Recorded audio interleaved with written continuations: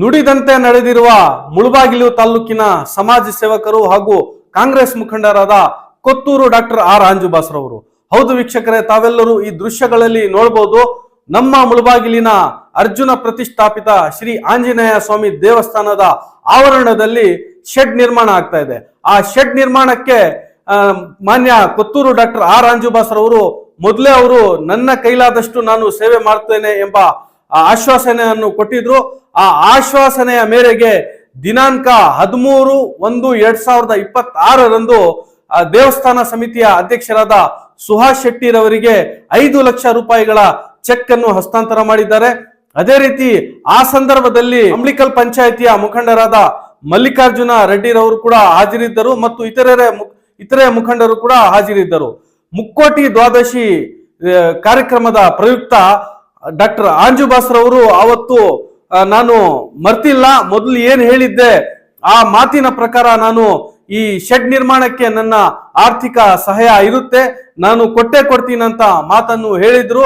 ಅದರ ಪ್ರಕಾರವಾಗಿ ಅವರು 13/1/2026 5 ಲಕ್ಷ ರೂಪಾಯಿಗಳ ಚೆಕ್ ಅನ್ನು ಸಮಿತಿಯ ಅಧ್ಯಕ್ಷರಿಗೆ ಹಸ್ತಾಂತರ ಮಾಡಿದ್ದಾರೆ.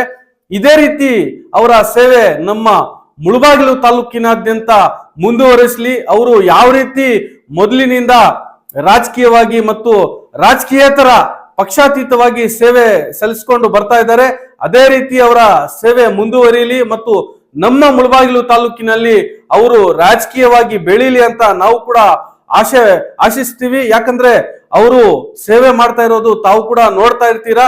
ಅವರು ಮುಂದಿನ ದಿನಗಳಲ್ಲಿ ಇನ್ನಷ್ಟು ಬೆಳವಣಿಗೆ ಆಗ್ಲಿ ಅಂತ ಮಾನ್ಯ ಕೋಲಾರ ಶಾಸಕರು ಹಾಗೂ ಮುಳಬಾಗಿಲಿನ ಮಾಜಿ ಶಾಸಕರಾದ ಕೊತ್ತೂರು ಮಂಜುನಾಥರವರು ಕೂಡ ಅವರಿಗೆ ಆಶೀರ್ವಾದ ಕೊಟ್ಟಿದ್ದಾರೆ.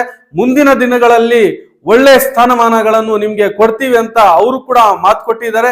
ಅದೇ ರೀತಿ ಇವರ ಸೇವೆ ನಮ್ಮ ಮುಳಬಾಗಿಲು ತಾಲೂಕಿಗೆ ಇರ್ಲಿ ಅಂತ ನಾವು ಈ ಸಂದರ್ಭದಲ್ಲಿ ಅವ್ರಿಗೆ ಅಭಿನಂದನೆಗಳನ್ನು ಸಲ್ಲಿಸ್ತೀವಿ. Thank you.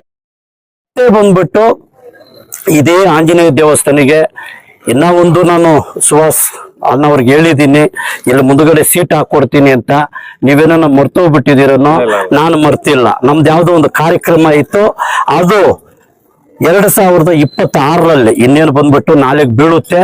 1 ತಿಂಗಳು 2 ತಿಂಗಳಲ್ಲೇ ಇಲ್ಲಿ, ಯಾಕಂದ್ರೆ ಮಾಧ್ಯಮವರ ಮುಖಾಂತರ ಹೇಳ್ತಾ ಇದ್ದೀನಿ, 100% ಆಗಿ ಹಾಕೊಡ್ತೀನಿ. ಇದು ನಮ್ಮ ಆಂಜನೇಯ ಏನು ಬೇಕೋ ನಮ್ಮ ಸುಹಾಸ್ ಸಾರ್ ಅವರು ಏನ್ ಹೇಳ್ತಾರೋ ಅದ್ರ ಪರವಾಗಿ ಮಾಡಿಕೊಡ್ತೀನಿ.